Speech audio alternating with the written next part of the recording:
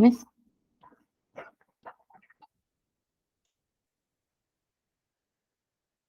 Bom, a gente vai falar de um pouco sobre arte contemporânea. Só que antes disso, eu vou dar uma revisada, né? Fazer uma revisão do que a professora Luciana falou até o momento.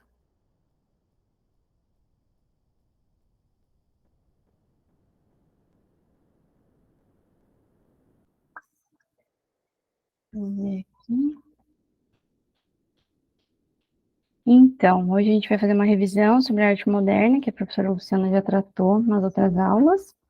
E depois nós vamos entrar no tema de arte contemporânea, no caso pop art, né? E nas outras aulas a gente vai tratar de arte conceitual e minimalismo. Então, fazendo uma revisão do que a professora Luciana falou anteriormente, ela começou no impressionismo, né? Ela falou sobre os principais artistas, né? O Monet, Pissarro, o Renoir. E a revolução do impressionismo, ela foi na técnica, né? No modo de pintar. Então, era uma maneira de pintar, de fazer umas pinceladas soltas, assim, estudar previamente, e foi considerado como uma arte de uma criança, né? Não foi bem aceito. O Monet ele foi bem criticado, foi severamente criticado. Teve um crítico que falou que até uma criança pintaria aquilo melhor. E impressionismo, porque a primeira obra do Monet se chamou Impressão ao Nascer do Sol. Então, quando alguém falar, ou quando alguma questão falar sobre vanguardas europeias, está se referindo ao modernismo europeu ou arte moderna, né? E depois ela falou sobre o fauvinismo. O fauvinismo é por conta também foi criticado, né? Então um crítico foi assistir a apresentação e falou que era como se fosse feras, né? Porque era tudo desorganizado, sem proporção, as cores eram muito chamativas, eram cores não realistas, eles usavam muito de... Ai, não tô saindo som no fone. Ô, Jô! Jô! Será que tá saindo som? Tá, tá saindo. Eles usavam, voltando aqui então no fauvinismo, então as mudanças foram as cores exageradas, né? Eles também não faziam uso de perspectiva, de luz ou sombra. No impressionismo também não. E não tinha uma delicadeza assim nas obras, né? As cores eram não realistas e o objetivo, né? As ideias que eles tinham com aquele movimento, né? O fauvinismo, era despertar o estado de espírito da pessoa. No caso, os instintos interiores eram então uma glorificação dos instintos, era isso que queria despertar, e eles consideravam os impulsos como algo puro, né, algo natural nas crianças e nos animais, então era isso que eles queriam representar. Depois disso teve o expressionismo, foi um movimento mais voltado a representar as emoções, então foi mais subjetivo, uma visão trágica do ser humano eles tinham devido à Primeira Guerra Mundial, então eles queriam dar muita ênfase a esse lado pessimista da vida. Também eles queriam falar sobre essa angústia do ser humano, né, esse existencialismo por conta da máquina. Eles queriam apresentar como o artista sente o mundo, e eles também não estavam apegados às perspectivas de luz e sombra e todo o classicismo que veio antes, né?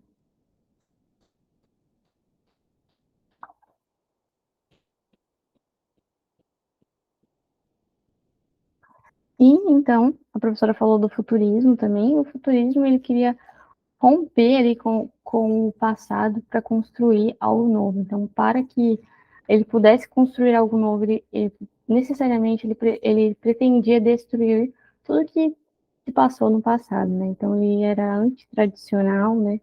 E por conta aí da revolução das máquinas, né? Mais do uso das máquinas no século XX, ele era um movimento que queria ir para frente, assim, né? Que ele era um movimento que retratava o dinamismo, a velocidade, era bem agressivo, assim, a proposta do futurismo. Ele também ressaltava muito a importância da indústria, ele cria uma crença no progresso, né? E ele tinha a guerra como uma necessidade, né? Ele vendo os impactos, né, da Primeira Guerra Mundial, e também do fascismo italiano.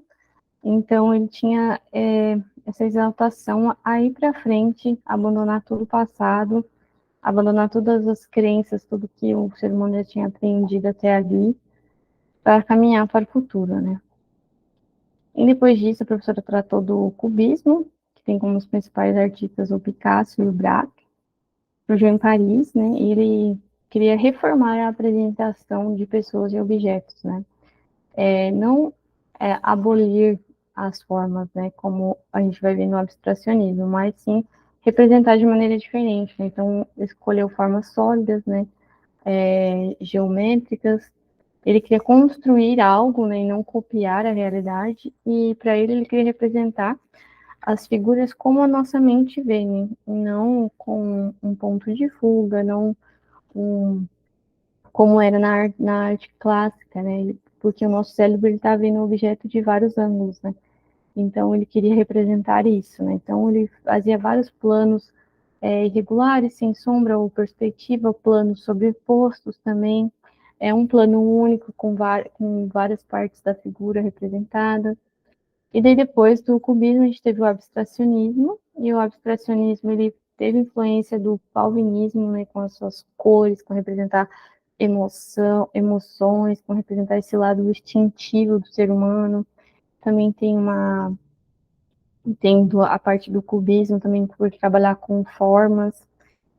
Também abandona a representação do mundo real, diferente do cubismo, que você conseguiria identificar ainda a forma, né? Ele não, no abstracionismo tem a abolição da forma, né? Então não quer que você, quem é observador daquela arte, venha identificar o objeto. Já no cubismo a gente conseguia identificar, né? Então não representa pessoas e objetos de forma identificável, não também representava cores reais, não representava o movimento, a abolição da figura e explorava a relação entre as cores, né? Depois disso a gente teve o dadaísmo. Esses artistas eram alguns franceses e alemães, eles ficaram, ao invés de ir para a guerra, eles escolheram o exílio, então ficaram exilados ali na Suíça e começaram a criticar todo o racionalismo, porque nós somos tão lógicos, tão racionais, mas mesmo com a lógica, com todo o racionalismo, nós não conseguimos impedir a guerra, então eles criticavam isso. E por isso eles proporam o irracional na arte, aquilo que é sem sentido. Eles eram anti-arte, né? Eles desconstrutivos, negavam a cultura. E depois disso vem o surrealismo, né? Então o surrealismo ele explora a parte do inconsciente, né? Que é onde nós não conseguimos dominar, assim como só que o fauvinismo com uma proposta diferente, que explorava mais esse lado animalesco, né, do ser humano, o surrealismo ele também vai tratar dessa parte, mas no caso do inconsciente, do imaginativo, né, de quando a razão, como se tivesse um sono, né, quando a razão está dormindo e o inconsciente ele está livre, né, então ele tem uma reação ao racionalismo, à lógica, também é o materialismo, e o materialismo é um movimento que acontece entre guerras, então eles tinham, entre a Primeira Guerra e a Segunda Guerra, então havia mesmo incertezas, né, e por conta dessas incertezas eles queriam viver o presente, né, e trazendo uma nova interpretação da realidade, eles foram muito influenciados também pelo dadaísmo, então, como eu disse, a ausência de controle pela razão, como se fosse o sono mesmo. Eles priorizavam o pensamento livre e espontâneo na representação da arte, como se houvesse uma realidade paralela e valorização da fantasia do inconsciente.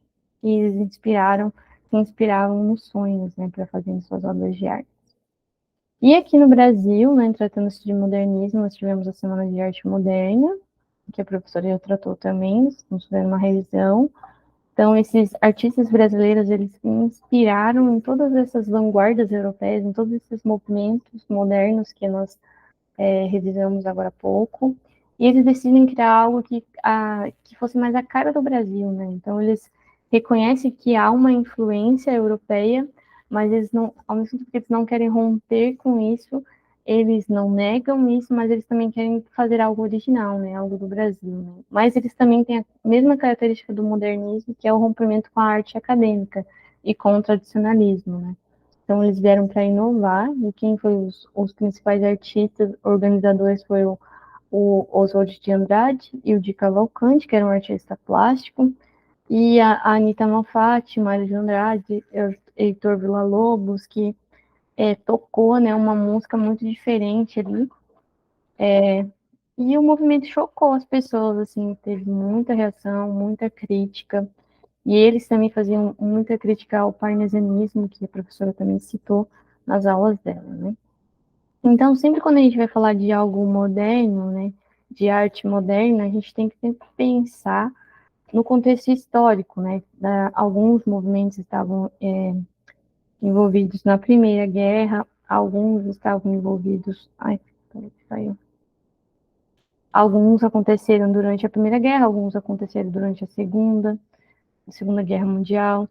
Então, a gente tem que sempre pensar nesse contexto e também ali, nessa parte do modernismo, nós temos a fotografia em ascensão, o cinema, os primeiros filmes ali do Lumière, também tem a primeira e a segunda máquina fotográfica que são criadas. Então, vocês precisam dar uma olhada no conteúdo que a professora Luciana fez, que não vai ter tempo da gente recapitular tudo isso, e lá tem um bom material para vocês consultarem. Então, falando de arte no padrão acadêmico, o que é a arte no padrão acadêmico, né? Quando a gente vai pensar assim, essa arte mais clássica. Sempre quando falar isso, a gente tem que pensar nisso aqui, né? Então, a gente tem arte medieval, arte do Egito e arte no renascentismo, né? Renascimento aqui no renascentismo. E a gente tem a arte grega aqui representada, que lembra um pouco a arte romana, né? Então, a gente tem que pensar que a arte que é anterior à moderna, assim, resumindo, né, nessas 4 fotos, lógico que não foram só esses, tem o rococó, tem o barroco, não foram só esses movimentos aqui que eu trouxe, mas os principais que ele tem entre eles é a forma, a linha, a representação do real. Então, sempre quando a gente está falando de modernismo, a gente tem que lembrar que ao que ele se opõe. Então, ele se opõe à forma. É claro que essa escultura grega aqui eu peguei ela já desconstruída, mas lembrando que a arte grega ela não era assim, ela exaltava a beleza, as formas em harmonia. Então, tudo que era bonito para eles era harmonioso. Então, a gente tem a arte cristã, tem a arte medieval, renascentista e ali do Egito também. Todos eles tratam de formas, né? Eles retratavam a realidade. Então, sempre quando a gente pensar arte acadêmica anterior, né, à moderna, é isso. Então, a moderna, ela está se contrapondo a esse tipo de arte, né? Então, a arte no padrão acadêmico, ela vai ressaltar a forma, como eu falei anteriormente, a beleza, a representação da realidade, né? Vai buscar imitar a natureza, imitar o real. Já a arte moderna, não, ela vai trazer uma desconstrução, ela quer romper com esses padrões acadêmicos, romper com aquilo que é tradicional. É uma arte como fonte de criação, não é uma arte como cópia da natureza, nem como cópia da realidade, né? É uma nova forma de ver e interpretar o mundo, né? Então, o artista está mais preocupado com passar o sentimento dele, às vezes, ou a visão dele, a nova forma do mundo, muito impactado pelas guerras também. E voltando aqui, agora sim a gente vai entrar no nosso tema, que é pop art, né? Então, pop art é um movimento que começa em 1960, praticamente. A gente tem um artista pioneiro que é o Palozzi, e ele era um italiano, mas ele saiu da Itália, estava morando na Escócia, em Edimburgo, no Reino Unido. E ele tinha o pai dele, trabalhava numa. Os pais dele, eles tinham uma sorveteria, né? E eles moravam no fundo da sorveteria. E o pai dele gostava muito de consertar coisas, né? Rádio, essas coisas. E eles saíram da Itália, né? Mudaram para o Reino Unido em busca de uma nova maneira de viver de forma mais orientada, mais organizada, né?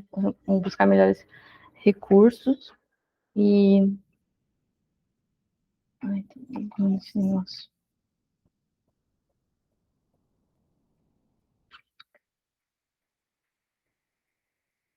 E ele morava, então, com os pais dele, quando criança, e eles tinham uma sorveteria, e ele ficava lá observando o pai dele consertar as coisas, e às vezes ele ia ali ajudar, né, a mãe dele atendendo os clientes da sorveteria. Naquela época tinha os cigarros eram vendidos com cartões, e ele colecionava esses cartões, principalmente de avião. O pai dele também mandou ele para a Itália para estudar em acampamentos de fascistas também, nessa época, lá que ele conheceu outros tipos de aviões, né? Então ele gostava de colecionar muitas cartinhas assim de aviões. E ele ficava ali observando o pai, observando e ajudando a mãe. E por conta dele ter esse comércio, ele começou a colecionar papéis de jornal, papéis de embalagens, e ele pegava e colava tudo dentro do guarda-roupa. Então, o pop art, ele nasce assim, ele é o pioneiro, ele nasce dentro de um guarda-roupa, né? O que aconteceu? Em 1940, estourou a guerra na Itália, né? Com Mussolini, né? O fascismo. E as pessoas que moravam fora da Itália foram atacados, né? No caso, ele morava no Reino Unido. Ele e a família dele foram atacados pelas próprias pessoas. Ah, entrou alguém aqui.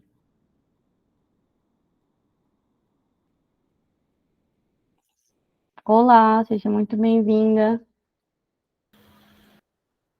Olá, seja bem-vinda. Você está conseguindo me ouvir? Sim, sim, sim. Tô. Então tá. Boa tarde, diga sua demora. Não, imagina, não tem problema. É...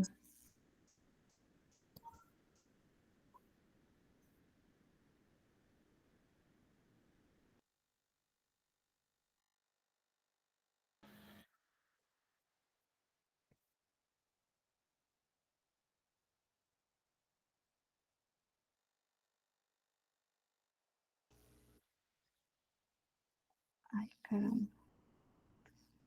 Tá me ouvindo bem? Sim, tô escutando sim. Ah, então tá bom. Eu disse que eu estava fazendo uma revisão do que a professora Luciana retratou nas outras aulas. Você chegou a ver as aulas da professora Luciana? É a parte de o feminismo, o expressionismo, né? Negócio assim, como que foi. E Isso, tinha uma brasileira também. exatamente. Você chegou a ver? É, Ah, tá. Então tá bom, legal. Aí agora a gente vai começar a falar sobre pop art. Então eu vou começar de novo, já que você entrou agora, não tem problema. Eu tinha acabado de começar mesmo, tá bom? tá. Perdão aí. Não, mas não tem problema. Eu achei que não ia entrar ninguém. Eu até esperei até 2h15 para ver se ia entrar alguém. Aí eu falei assim, acho que eu vou começar. E daí fica gravado, depois dá pra ver, né? Mas então, eu tava falando do pop art. Aí o pop art, eu peguei um pioneiro, né? Um artista pioneiro, que foi o Palozzi. E ele era da Itália, né? Mas ele foi morar na Escócia, em Edimburgo, no Reino Unido. E ele tinha... Os pais dele tinham uma sorveteria. E ele ficava ali observando os pais dele. O pai dele gostava muito de montar radinhos, assim, montar coisas antigas, ele ficava tentando consertar, e a mãe dele trabalhava na sorveteria. E aí, quando a mãe dele não estava dando conta lá de atender os clientes, ele ia lá e ajudava a mãe dele na sorveteria também, atendendo os clientes. E esses clientes, eles davam alguns cartões para eles, que eram umas cartinhas que ele começou a colecionar, que tinham aviões, assim. Não só aviões, né, outros objetos, mas ele gostava também dos aviões. E o pai dele, né, acabou mandando ele para alguns acampamentos, né, na Itália. E ele conheceu outros tipos de aviões também. Ele, como os pais dele trabalhavam no comércio, ele começou a colecionar alguns recortes de jornal, recortes de embalagem de produtos, né, ali do comércio. E a mãe dele tinha, assim, uma implicância, assim, falava assim, olha, você pode bagunçar tudo, tudo a casa, todo o quarto, Não, a mãe dele falava assim, você não pode bagunçar nada, você só manda no seu quarto, né? Então o resto da casa é comigo, e o seu quarto você pode fazer o que quiser. Mas mesmo assim ela ia lá e arrumava o quartinho dele. Mas só o guarda-roupa que ficava lá no cantinho, que ela não mexia. Daí dentro desse guarda-roupa ele começou a colar tanto esses cartõezinhos que vinham o avião, que ele gostava de colecionar, quanto os cartazes de produtos de embalagem mesmo, jornal, revista. Ele começou a fazer muitas colagens ali. Então, eu costumo dizer que o pop art ele nasce ali, dentro de um guarda-roupa de um adolescente. Então, ele fazia essas colagens de cartões, de cigarros, de revistas, de quadrinhos e páginas tipo aleatórias assim de jornal. E é ali que nasceu, no caso, o pop art, né? Eu costumo dizer assim. E aí o pai dele acabou morrendo porque a Itália ali, ela entrou em guerra. Ele morava em Edimburgo, né, na Escócia, mas a Itália entrou em guerra e a família dele servia ali, né, tipo, com o comércio, aqueles habitantes ali daquela região. Mas por conta do fascismo e do Mussolini e as notícias terem chegado na Inglaterra, no Reino Unido, aí aquele pessoal começou a atacar a família dele, né? E não só a família dele, mas de outras pessoas. Então o pai dele acabou tentando fugir e acabou morrendo, né? E nisso ele mudou para Paris e foi lá que ele decidiu ser artista, né? Por conta de toda essa referência que o pai dele deixou para ele lá do comércio, dele começar a fazer essas colagens dentro do guarda-roupa dele. Aí ele se mudou para Paris com 23 anos e foi ali que ele começou a decidiu, né, mesmo ser artista e começou a ir atrás disso. Ele teve bastante influência do Barak, né, que é um artista que a professora falou, do Marcel Duchamp, que é do dadaísmo, e do Marinetti, que é do futurismo, que a professora também mencionou lá. E ele também recebeu muita influência do surrealismo, que lida mais com a parte psicanalítica, né, do inconsciente do ser humano, que era mais inspirado nos sonhos, e no dadaísmo, que era uma coisa mais irreal, né, ilógica, assim, uma coisa mais, assim, que não era racional, né, porque o dadaísmo, eles foram contra as guerras, né, como os artistas lá, eles não quiseram ir para a guerra, né, foram alguns artistas franceses e alemães, eles se exilaram ali na Suíça e começaram a criticar toda a guerra e o racionalismo. Mas se nós somos tão lógicos, tão racionais, por que nós não conseguimos impedir a guerra? Então a arte do dadaísmo era toda ilógica, né? Não era uma representação também do real. E assim ele começou, ele fez o primeiro cartaz dele num papelão, então ele pegou alguns recortes de folhas de revista meio laminados, assim, é que não dá para ver que a imagem é antiga, né? Mas ele relata assim que foi umas folhas brilhosas, e depois dessas folhas brilhosas ele colou num papelão e colou uma logomarca ali da Coca-Cola, né? E foi assim que ele fez o primeiro cartaz de pop art, né? Foi com essa colagem de jornais que ele ganhou dos soldados americanos que estavam em Paris.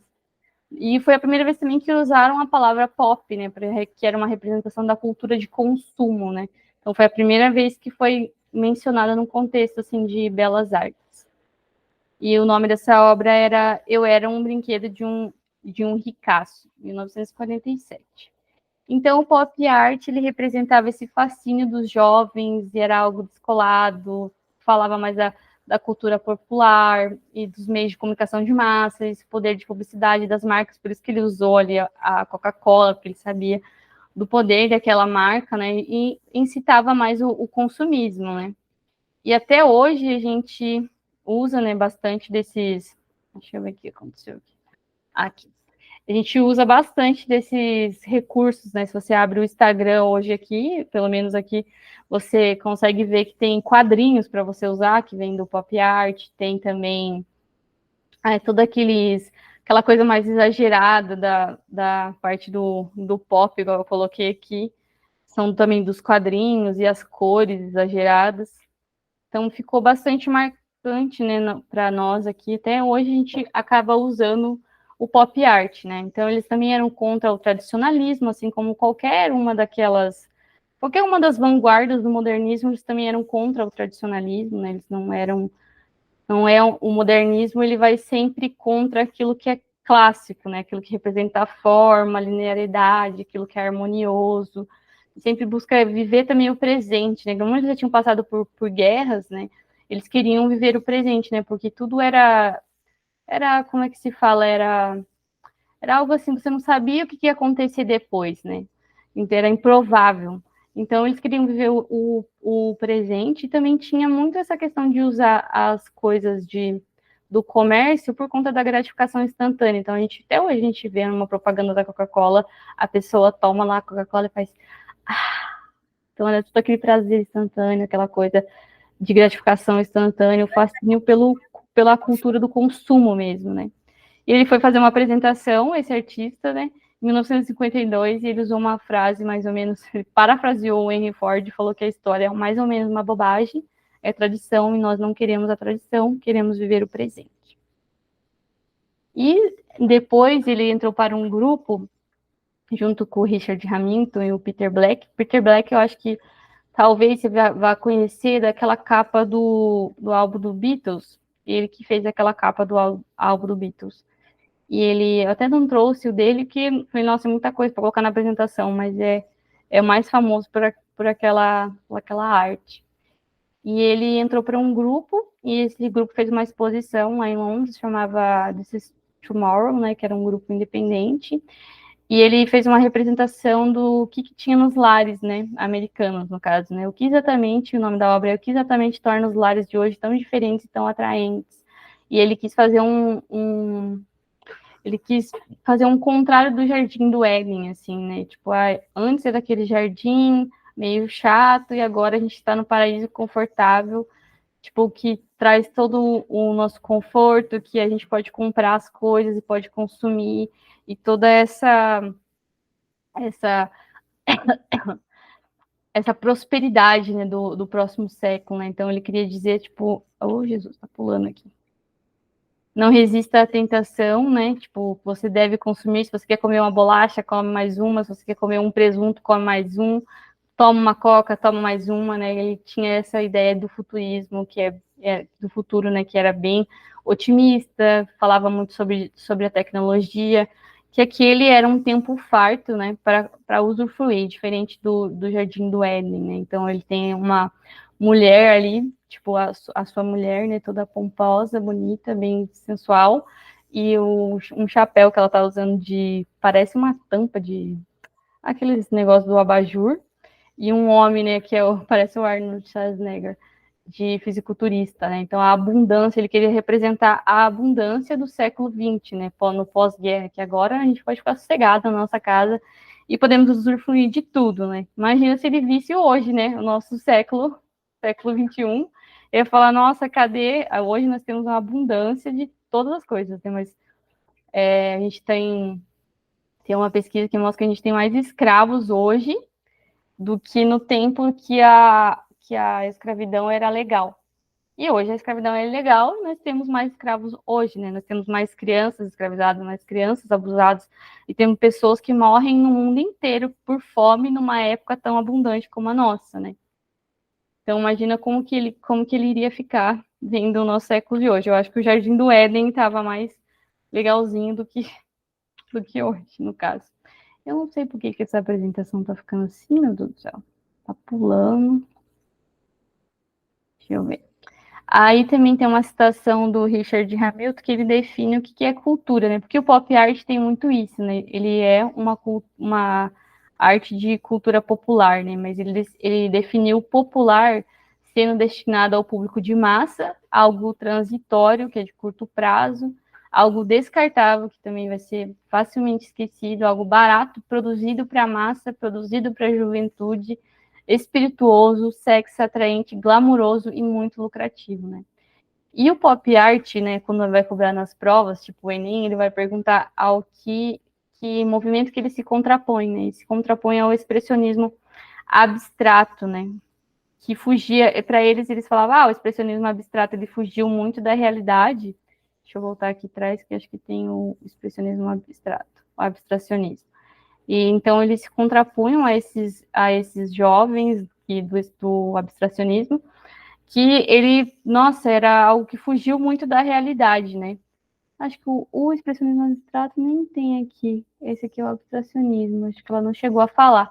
Mas lembra bastante do abstracionismo, assim, eles fugiram muito da realidade, já não representavam as formas nem nada, já o pop art quis se aproximar da realidade, do cotidiano, das coisas que as pessoas consumiam, das coisas que as pessoas faziam também. Então, ele é uma resposta ao expressionismo abstrato, né? Foi um movimento político de retratação também da sociedade, né, daquela época, a sociedade do consumo, no caso. Foi também se contrapunha muito ao capitalismo, uma crítica, né, à sociedade capitalista, à sociedade consumista, e é uma interpretação também da cultura popular. Né? Então, como eu estava falando aqui, ele também criticou o capitalismo, já falei, ele foi desenvolvido mais nas ruas e para as ruas também. Ele tinha uma imitação dos quadrinhos, dos jornais, como o Andy Orwell que fez esse negocinho de tomate, que é massa de tomate americana, vende até hoje. E é uma embalagem assim, desse jeito também hoje, meio tradicional. Então as pessoas gostam até de comprar para colecionar, né? Por conta da arte, assim. Então ele é uma imitação de quadrinhos, imitações de jornais, de revistas. Eles usavam também imagens de celebridades, como a gente vai ver aqui, e aqui, ó, que ele representou a Marilyn Monroe. Então, ele usava imagens de celebridades. Aí a gente tem outro artista que se inspirava mais em quadrinhos de guerra. E até hoje a gente usa aqui. Hoje em dia a gente vai montar um vídeo, né, para as redes sociais e a gente tem como usar esse formato de quadrinho. Você pega um filtro do Instagram, também dá para usar. Então, o pop art está muito presente, né? Aqui também outro artista, ele pintava as ruas e estações do metrô de Nova York, por isso que eu falei que uma das características era esse desenvolvimento nas ruas, né? Então foi uma arte que ficou. Ela não foi uma arte de museu, não foi uma arte muito de exposição, ela foi uma arte mais para o público mesmo. Uma arte para o público e pública, né? E esse aqui também é um artista que hoje, se você pega aqueles coisinhas da ONU, aqueles cartazes da ONU, você vai ver que tem uma influência muito grande, que os desenhos são bem parecidos, né?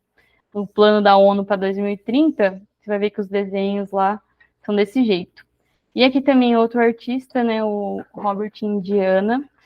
Não sei onde você mora, mas aqui no Brasil tem várias cidades que você vai nas cidades e elas têm um letreiro desse jeito, só que não love, né, mas escrito o nome da cidade mesmo, né? Eu moro em Pernambuco. Oi? Eu moro em Pernambuco. Pernambuco, não sei se aí tem, né? Aqui eu moro em Jacareí, né? Eu amo Recife, eu amo Olinda, eu amo Isso, Paulista, eu exatamente, amo imagina. Igaraçu. Vem de um negócio mó antigo, né? 1900 e pouco que ele fez esse aqui também, lá em Manhattan, nos Estados Unidos. E o da ONU também tem. Hoje, esses dias mesmo eu vi um negócio da ONU e eu lembrei. E no Brasil a gente teve poucos artistas, mas teve o Antônio Dias, que eu não me lembra muito o pop art, mas ele foi classificado como pop art. Agora o Cláudio Tosi, ele lembra mais. Ele tem até vários assim com obras com cartazes mesmo. Lembra bem mais o pop art. E o Romero Brito, que está vivo até hoje e faz exposições tanto aqui no Brasil quanto fora do Brasil. Aqui onde eu moro tem um artista, o Guatassara Monteiro, que ele foi fazer uma exposição e ele se inspirou no Romero Brito, assim, fez... A marca dele é um macaquinho, uma espécie de macaquinho lá, que tem aqui. Aí ele fez igualzinho o do Romero Brito, assim, ficou muito legal. Ele fez dos peixes também.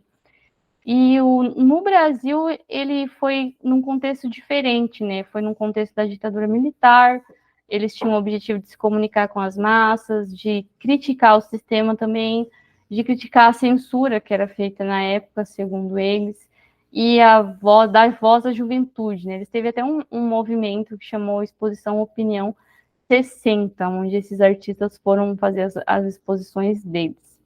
No Brasil, ele foi bem, assim, um movimento mais acanhado, vamos dizer assim, quer dizer, mais tímido, sabe?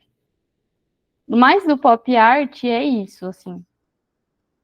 E aí eu trouxe uma questão aqui, que é bem facinho, eu achei, que é da Unifesp, o vestibular aqui de São Paulo. E diz assim, né? Então, o movimento artístico floresceu em meados do século XX, baseava-se no imaginário do consumismo e da cultura popular, né? Foi visto como uma reação ao expressionismo abstrato, pois seus praticantes se introduziram no repertório plástico imagens figurativas e fizeram uso de temas banais. Uma obra representativa do movimento artístico retratada no texto está reproduzida em... Aí tem as obras aqui, né? Essas aqui também. Qual que você acha que é? Que representa o pop art? Tinha um microfone fechado. Eita. Era aquela que passou, aquela depois, essa que tá no meio. A segunda, né? É. É isso mesmo. Ele é bem fácil, né? As questões do. É praticamente como caricatura, assim. É, parece, lembra mesmo, né? Como que é o seu nome? Oi? Como que é o seu nome? Meu nome é Janissa. Janissa? Isso? É, Janissa, sim. É, e você é da onde? Eu sou de Olinda, Pernambuco. Mas você é Da brasileira? Venezuela. Hã? Da Venezuela. Ah, que legal. Aí você vai fazer o Enem. Vou fazer o Enem, sim. Ah, que legal. Então, recomendo para você dar uma olhada lá no material da professora Luciana para você lembrar. Ou se você quiser, eles dão uma explicada aqui de novo, também na parte das vanguardas europeias que ela falou, né? A gente lembrar ela começou falando do impressionismo, né? Porque para você não se confundir, quando ele fala lá de vanguardas europeias, ele quer dizer modernismo, é a mesma coisa. Ou quer dizer moderno, arte moderna, né? Que às vezes pode ser que você se confunda com. Parece que a pessoa está falando de duas coisas diferentes, mas vanguardas europeias e arte moderna, modernismo europeu é tudo a mesma coisa. E no impressionismo, o que eles mudaram foi a técnica, né? No caso, a revolução dele ali do Monet foi só mudar o jeito de pintar. Então, ele não fazia mais aquele estudo, fazia umas pinceladas meio largas, assim, e não tinha mais essa questão da perspectiva, da luz e da sombra, era meio mais livre, né? Então, ele revolucionou mais na maneira de pintar o expressionismo. Aí teve o Camille Pissarro e o Renoir também. Essa pintura que foi a primeira dele, né, que foi a Impressão ao Nascer do Sol, e foi muito criticada. O crítico falou que uma criança faria uma pintura melhor do que ele na época. Mas Esse é o expressionismo? esse foi o impressionismo.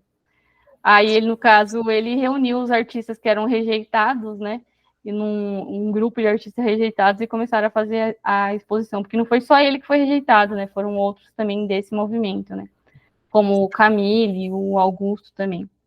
Depois a professora ela mencionou o falvinismo, que é meio representação da selvageria, assim, do lado selvagem do ser humano, dos instintos, dessa coisa que vem de dentro, por isso que eles usavam essas cores primárias, eles misturavam as cores primárias, eles fizeram para transformar em uma pintura que, assim, uma cor que não era muito realista, para despertar esse espírito, essa sensação na pessoa, os impulsos dela, é isso que eles queriam representar.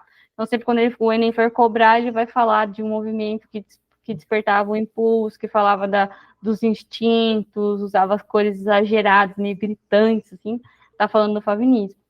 E daí o expressionismo foi um dos movimentos que lidavam mais com as emoções mais subjetivos. Subjetivo quer dizer aquilo que está... Ai, desculpa, bati no microfone. Aquilo que está dentro da pessoa, né? Então, queria representar mais aquilo que estava dentro da pessoa, né? É mais que é o que eles vão chamar de subjetivismo, né? Aí é as emoções do ser humano. Também tinha uma visão trágica do ser humano por conta da Primeira Guerra Mundial e estava refletindo sobre essa angústia de viver numa sociedade de máquina, sobre a existência do ser humano também. E também eles não tinham essa questão de máquina não, de lidar com luz e sombra certinho. Praticamente nenhum desses movimentos tem, né? Eles desapegaram de lidar com luz e sombra e ponto de fuga, essas coisas. E aí veio o futurismo, né? Que era algo assim, tipo, exaltação das máquinas mesmo. Eles queriam ir para frente, então eles queriam destruir tudo que já tinha passado para eles construir algo novo. Eles achavam que eles tinham que destruir tudo que estava no passado. Então, ele também é antitradicional, é um movimento que exalta também o homem e a máquina, o dinamismo, velocidade, aceleração. O manifesto deles é bem agressivo também, eles tinham uma crença no progresso mesmo, eles acreditam que a guerra também é uma coisa necessária, assim, para fazer uma higiene, para eliminar os que são fracos, é coisa assim. Eles teve muita influência da Primeira Guerra Mundial e do fascismo também. Aí veio o cubismo, que a professora mencionou lá, e o cubismo, deixa eu tomar um pouquinho de água. Ele vai surgir em Paris ali com o Picasso e o Braque, e ele quer representar as pessoas de formas diferentes, né? Mas ele ainda aparece uma figura identificável, diferente do abstracionismo. No abstracionismo, que é o do lado, você não consegue identificar o que é aquela figura. Mas ali no cubismo você consegue ver que é mulheres, né, no caso. Então eles não queriam destruir a forma, né, da coisa, do objeto, da pessoa. Já o abstracionismo, sim, ele abstrai-se de toda e qualquer forma.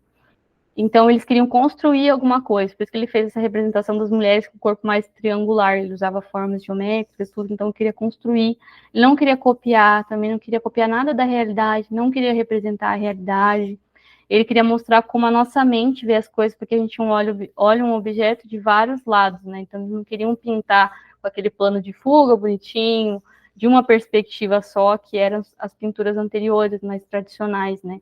Então, ele vai ter vários planos sobrepostos também. Eles não vão se importar com sombra, nem perspectiva, da mesma forma, e vão usar mais formas, né? Formas sólidas, né? Triângulo, o cubo mesmo. E aí, já o abstracionismo, não, ele vai abstrair, literalmente, toda e qualquer forma. Então, ele não quer que seja nada identificável, ele vem abolindo a figura, né? Mas ele se inspira também no fauvismo por causa das cores, né? Mas não é uma representação do real. Da mesma forma que o cubismo também não. Aí o dadaísmo, como eu mencionei no comecinho, eram os artistas que não foram para a guerra, né? Alguns franceses e alguns alemães. E eles criticavam o racionalismo. Por isso que as obras de arte deles, você olha e fala assim, nossa, mas isso é arte, né? Tipo, como assim? Não faz sentido, porque literalmente o propósito deles era que não fizesse sentido, é que fosse um anti-arte mesmo, uma negação ali da cultura da arte, né? Porque você falava, ué, mas somos tão racionais, tão lógicos, mas não conseguimos impedir uma guerra. Então, eles se trancaram lá no quartinho deles em vez de ir para a guerra, né? E quem não vai para a guerra, quem não faz nada, fica criticando as coisas. Aí foi isso que eles fizeram. Aí, em vez de eles ir para a guerra, ficaram criticando as coisas. E a crítica deles era por causa disso. A gente é tão racional e não conseguiu impedir a guerra, então vamos fazer uma arte que representa, na verdade, nós, né? Que, na verdade, nós somos sem sentido, não somos muito racionais. Isso que eles queriam dizer. Aí, depois disso, veio o surrealismo, e o surrealismo trabalha mais com o inconsciente. Então, uma perda da razão. Tipo, a pessoa está dormindo, ela não tem o controle da razão dela. Então, eles queriam representar sonhos. Muitas inspirações para as artes deles eram de sonhos mesmo, porque no sonho o inconsciente que está operando e a pessoa não tem ali controle. E eles fizeram isso também por conta muito do tempo que eles viviam, né? Porque eles viveram entre as guerras, então entre a Primeira Guerra e a Segunda Guerra. Então, eles tinham um tempo de incerteza, né? A gente não sabe o que vai acontecer, a gente não sabe se vai dar certo, se não vai dar certo. Então, eu prefiro sonhar, eu prefiro representar um sonho, né? Então, um pensamento livre, um pensamento espontâneo. Foi isso que eles buscavam representar. E aqui no Brasil, como a professora mencionou lá... Desculpa, professora, praticamente toda a arte foi baseada na guerra. Sim. E mais que tudo foi na Europa, foram os mais renombrados, né? Porque praticamente foi de 1910, quando começou a Primeira Guerra, Isso. até 1960, já quando estava a Guerra Fria, né? Isso. E aí depois veio a Segunda Guerra Mundial, né? Depois. E aqui no Brasil, acabou que todas esses modernismos da Europa influenciou, né? Como a professora mencionou lá, só que eles não queriam nem rejeitar que a gente tinha influência europeia, porque a gente teve o Portugal aqui, né? Que fez a colonização, mas eles queriam criar alguma coisa original, né? Também, que representasse o Brasil, né? Então, eles organizaram essa Semana de Arte Moderna que a professora mencionou lá. Também é bom vocês darem uma olhadinha. Eu lembro do Heitor Villa-Lobos, porque ele tocou uma música muito diferente. A professora colocou lá um vídeo lá, também ficou legal. Eu não coloquei tudo aqui, porque eu falei assim, nossa, não vai dar tempo de eu falar tudo, se for falar tudo que a professora falou. Mas era um movimento que se inspirou, mas queria fazer alguma coisa original mesmo do Brasil, que foi muito criticado também na época, ninguém entendeu nada, ficaram bravos até porque o Heitor foi de chinelo, mas ele tinha machucado o pé, eu acho, e ficaram, tipo, loucos, né? Como assim você aparece aqui de chinelo, uma exposição de arte e tal? Mas ele tinha machucado realmente o pé, por isso que ele foi assim, mas ele porque aqui mesmo... no Brasil é muito comum a chinela, né? Então, nesse calor, eles estavam em São Paulo, né? Essa semana de arte aconteceu em São Paulo, mas no Rio de Janeiro, esses lugares, e aqui mesmo, eu moro no interior de São Paulo, é muito quente, né? Não tem como, né? Mas todo mundo ficou Então, bravo com ele. mas na Venezuela, por exemplo, você sair de chinelo, assim, na Venezuela é quente também, ou seja, Aham. eu morava. É quente, mas você sair de chinelo, eita, era uma coisa super informal. Nossa. Ou seja, Então, não ó, eu era bom visto, morava... não, que você tivesse chinelo. Ou seja, não era bom visto. Tinha que sair de calçado mesmo. Ou seja, sapato cerrado, sapato fechado. Sim. Eu morava em Curitiba, né? Antes, eu morava em São José dos Pinhais, na verdade, que é perto de Curitiba. Eu nasci lá, né? Eu vim pra cá faz 7 anos, vai fazer 8 anos, eu acho. E lá também era diferente isso, porque lá não é muito quente. Tem a época do verão, mas o verão é no máximo assim, uns 30 graus. Aqui onde eu moro hoje chega perto de 40, né? Então lá o povo curitibano, eles andam tudo arrumadinho, tudo emperiquitadinho. Aí, meu, é um pecado você sair de chinelo. Você é favelado, igual diz aqui no Brasil. Não pode sair de chinelo, tem que sair arrumadinho, maquiado, tudo, são mais enjoados, né? Agora, quando você vem para esse lado mais quente, que nem aqui em São Paulo, nossa, o pessoal anda bem mais assim, mais leve, livre, sei lá. Eu lembro quando eu vim a primeira vez para São Paulo, que eu fiquei com medo, que eu fui andar de metrô, tudo. Aí eu fiquei com tanto medo de ser roubada, e eu moro aqui, né? Eu sou brasileira, só que eu vim do Paraná. Lá mesmo que é inseguro, ainda era mais seguro, até porque eu nasci lá, então eu já estava acostumada. Aí eu vim para cá, eu lembro que eu fui de chinelo também para São Paulo, para pegar o metrô, de chinelo, de short, não levei celular, não levei nada. Eu falei assim, é ruim, hein? Eu quero voltar com as coisas que eu ia. Aí fui parecendo para parecer morador de São Paulo mesmo, não fui muito arrumadinho. Porque lá eles andam, no metrô eles andam, é bem mais comum. Aqui é também assim. E Aqui, aí é praia, né? Você mora em cidade de praia? aqui andam praia, assim. De Daí é mais chinelo, comum, né? numa praticamente. Não tira o chinelo, né? Só vai de chinelo. Ah, eu gostei, eu fui na Bahia uma vez. A única coisa que eu conheço do Nordeste é a Bahia. Ai, muito gostoso. Bahia é muito bom, bonito. A Eu, gente não fomos para Bahia. Esse eu ano fui a lá gente no... Ai, como é que era? Eu fui em Porto Seguro e aí tinha uma cidadezinha pequenininha lá perto. a Porto Seguro fica justamente quase no final de Bahia, né? Eu fui em Porto Seguro. Faz anos já, foi na minha lua de mel do casamento que eu ganhei, aí eu fui. Ai, gostei demais, muito gostoso. Eu fui em junho, aí tava calor, não tava aquele calor insuportável, mas tava um calor gostoso, assim, pra entrar na água. Tava bom. Eu conheci uns irmãs, eu sou testemunha de Jeová, então a gente teve um congresso em Bahia. Hum, Tinha umas irmãs ali que eram de Porto Seguro, de Arraial. ai, que legal. Isso, eu fui pro Arraial da Ajuda mesmo, é Porto Seguro e Arraial da Arraial da Silva. Ajuda. Muito É. lindo, lindo demais. Mas aí é muito quente, assim, de temperatura, onde você Onde eu mora? vou É, é quente, mas dá para aguentar, né? A temperatura agora está 29 graus. aqui também, tá uns Ou 30 e seja, não, pouco. não é uma coisa que a gente não possa suportar, assim. Hum. Ou seja, É não. bom que no litoral venta e é úmido, né? Aqui em Jacareí é vale. Tipo, eles chamam Vale do Paraíba. Então o vento passa em cima, não passa na onde você tá. E é um calor seco, assim. É que agora começou a primavera, começa a chover. Mas no inverno, que não é frio aqui, no inverno é bem quente, ele é bem mais seco, sem chuva. Nossa, é horrível. Meu Deus do céu, é horrível. Eu morava no Paraná, lá é bem mais frio e o inverno chega no máximo uns 20, 25, 29 graus. eles já estão morrendo, né? Porque não estão acostumados com o calor. E o frio chega a uns 4, 5 graus, é bem frio. Bastante frio. Mas tá bom, deixa eu terminar de falar aqui. Quando a gente for lembrar das questões que ele vai cobrar, a gente tem que lembrar sempre do contexto, né? Igual você falou, no Primeira e Segunda Guerra Mundial, Guerra Fria, e também tem o advento da fotografia e do cinema, né? Que entra o primeiro filme, acho que 1800 e alguma coisa, 65, se não me engano, com o Lumière ali.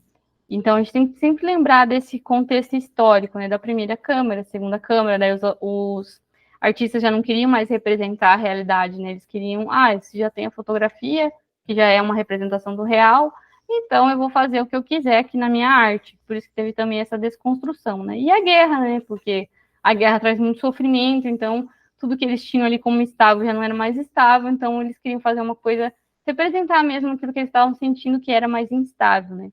Quando eu falo não só da arte que veio antes da guerra, mas se a gente pegar, porque o moderno vai se contrapor a tudo que veio antes, né? Então a gente sempre tem que lembrar das formas, né? Deixa eu pegar um último slide lá, que eu guardei as formas. Porque a gente está falando de movimentos, mas os movimentos a gente não consegue abarcar todos eles, né? Não consegue falar de todos eles, mas sempre quando a gente pensar no moderno, a gente tem que pensar no que ele está se contrapondo. Então, eu trouxe aqui alguns exemplos, que é a arte egípcia. Então, você vê que tem uma representação do real, tem a forma bonitinha da pessoa, a arte medieval e cristã também é assim, a arte renascentista também é assim, e a arte grega e romana também. É que esse aqui eu peguei uma escultura grega que já estava quebrada, mas ela representava a forma, né? A linearidade, a harmonia também. Então, sempre priorizavam a beleza, a harmonia, a forma, a representação do real. E a arte moderna, ela vai se contrapor a tudo isso. Então, sempre quando a gente for fazer uma questão do Enem, a gente tem que lembrar disso, que a gente está se contrapondo à forma, a gente está se contrapondo àquilo que é beleza, né? Os gregos, principalmente, que influenciaram toda a Europa ali, eles lembravam muito e falavam muito da beleza, da forma. Tudo que era belo era algo que era harmonioso. Então, tinha formas harmoniosas, né? Então, falava da forma, da beleza. Eles sempre priorizavam também a representação da realidade. Lógico que a gente teve outros movimentos, né? Como o Barroco, o Rococó, mas eles também representavam a realidade. Era sempre aquilo que eles estavam vendo, né? Como se fosse uma cópia mesmo. Já a arte moderna, não. A arte moderna tem uma desconstrução, né? Vai romper com esses padrões acadêmicos. Ela vai querer criar algo, não quer copiar nada, né? Ela não vai copiar nem a natureza, nem os objetos. Ela quer dar a visão dela, né? De interpretação do mundo mesmo. E aí aqui já vai entrar na parte do pop art que a gente estava falando. Já o pop art, ele vai querer representar de novo, né? O cotidiano da pessoa, e a relação de consumismo da pessoa, né? Porque tinha passado a guerra. Então eles falaram, poxa, passou a guerra, agora nós vamos ser prósperos, agora nós vamos. Daí realmente começaram a consumir, e os Estados Unidos foi e ainda é, né, a grande potência onde mais se consumiu, acho que o maior impacto mesmo da pop art é nos Estados Unidos, né, os maiores representantes, por mais que eles tenham começado um pouquinho depois. Mas na pop art é essas questões mesmo. Você ficou com alguma dúvida? Não. Não? Está preparado para a prova? Não, preparada não, mas ainda tenho que muito estudar, viu? Ah, sim. Na próxima aula eu vou tentar trazer mais questões. Dessa vez eu consegui pegar uma só, mas na outra eu vou tentar trazer umas 3, pelo menos. Para a gente terminar, a gente vai ter aula no dia 7/10. 7 é hoje, né? Perdão. A gente vai ter aula no dia 21 e no dia 4/11 só. Aí no dia 4 a gente já vai fazer uma revisão já de tudo. É porque já é o dia 5 já, eu acho que é o dia da prova. Isso, 5/11 é a prova. Aí a gente vai fazer a gente fez a revisão hoje e falou de pop art, né? Era para mim ter falado de arte conceitual e minimalismo, mas eu achei que não ia dar tempo, então eu nem Agora, coloquei. eu estava vendo o negócio da prova para ver se minha inscrição já foi feita, né? Uhum. Tiveram um irmão me falou, não, mas você tem que ver o negócio de isenção, porque então depois quando chega a prova, pode ser que não saia o negócio de isenção. Eu digo, eita, mas eu fiz e saiu tudo bom. Eu provei agora, tá tudo certo. Ah, o seu você entrou para ver e tava certo. Diz você já foi inscrita. Ah, tá. Ah, não precisou pagar nem nada, Tati. Não, Ah, então tá bom. Então deu certo, então. Eu não sei como. Eu não faz muitos anos que eu não faço o Enem, que eu fiz quando eu estava no ensino médio, acho que foi em 2014. Então, eu não lembro muito bem. Eu sei que o concurso, com os concursos aqui no Brasil, eles saem um edital, assim, dizendo, tipo, edital das isenções das taxas. Não sei se o Enem faz também. então, esse foi que me falou, mas não estou conseguindo procurar esse edital. Ah, entendi. O edital do Enem de isenção, né? É, eu vou até escrever. Edital do Enem de isenção. Isenções da taxa, é. Deixa eu ver se eu acho. É, Enem. Edital de isenção do Enem 2023. Hum. É, porque o pedido de isenção, ele já foi faz um tempo já. Você é. podia pedir para isenção, esse você fez. Não, já não fiz, já. É, então, foi de 28 de abril que saiu. É, Eu acho que na página do participante lá, sabe? Eu é. acho que talvez lá você consegue ver o edital da isenção. Deixa eu ver aqui. Se abre alguma coisa. Justificativa. É, eles foram tudo no período de maio, que era de 17 a 19 do 5, que você conseguia Olha, eu pedir já para. fiz, já. É, Eu então, aí você só queria ver se saiu o seu nome. se saiu meu nome, porque ele disse, não, pode ser que não saia, porque então tem vezes que a pessoa ela se sente segura, se sente segura de que sai, e depois, quando chega o dia, não, você não está inscrita, não, você foi inscrita, mas não pagou. Ah, meu Deus do céu. Ai, não pode, né? Daí você não consegue fazer a prova.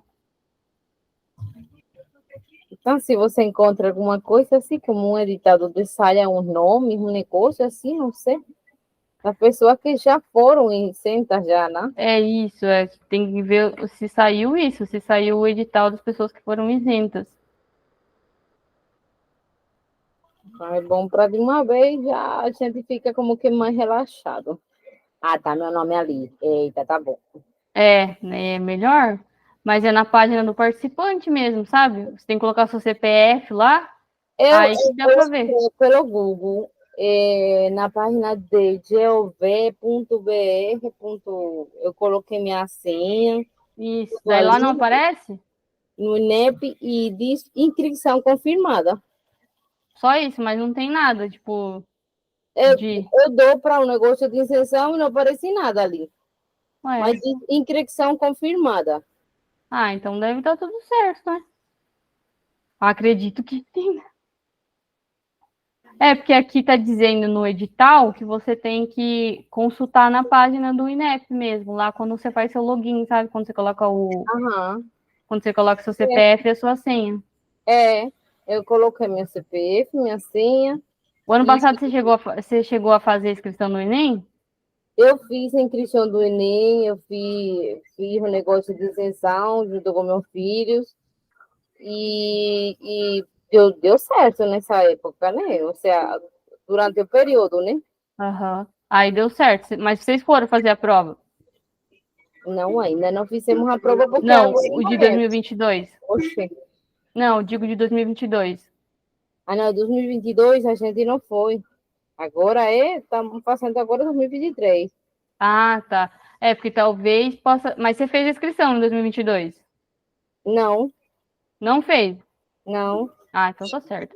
Não, é porque aqui no edital ele tem um tópico que diz que se o participante tiver sua inscrição, solicitação de recurso de justificativa de ausência no Enem de 2022, aí não tem a isenção do pagamento. Tipo, você foi e fez a inscrição no Enem 2022. Aí é, você não foi na prova, entendeu? Do de 2022. E aí você pediu para ele para não pagar a taxa, mas você não foi na prova. aí eles não isentam o de 2023, entendeu? Não, a gente falou sobre isso. Ah, então tá bom. Então eu acredito que deve dar certo, sim. Que é É, só lá dentro da sua página que você vai conseguir meus ler. vizinhos já começaram a colocar música já. Oi? Meus queridos vizinhos já começaram Ai, a meu Deus, é colocar uma música para perturbação, fechar o né? microfone. Também não gosto, não. Quando É, começa as musiqueiras. Tá louco. Mas é, tá bom, então. Você tem alguma pergunta? acho que Posso te é ajudar em isso. mais alguma coisa? Aqui já não dá para escutar já. Ah, então tá bom. Eu vou encerrar a aula, tá bom? Mas se você precisar de alguma coisa, você pode entrar em contato com a gente. Tá bom. Muito obrigada, viu? Tá, dá certo. Obrigada também você, viu? Ah, tá tudo bem, então. Obrigado, viu? Tchau, tchau.